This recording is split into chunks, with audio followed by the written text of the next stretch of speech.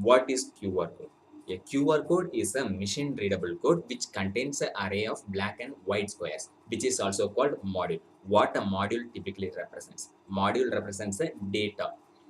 This data can be as simple as our name or our date of birth or our email ID, or it can also be some special data in the sense it will trigger different actions on the device which scans the QR code. So like Paytm QR code. When we scan the Paytm QR code, it will open the transaction page through which we can transfer money to other person.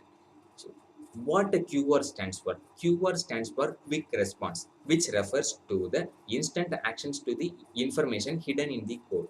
So now we are going to see what are the advantages of QR code. So this QR code offers larger data capacity and it also offers fault tolerance.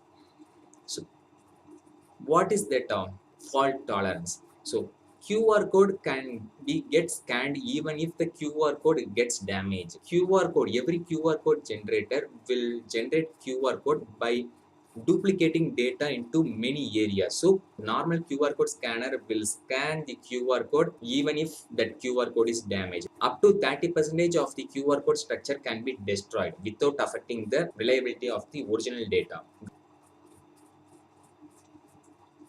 So what can be stored into the QR code? So we can store up to 7,089 digits, or we can store up to 4,296 characters, which includes special characters also. So as more data is added to our QR code, the code size increase and the code structure became complex.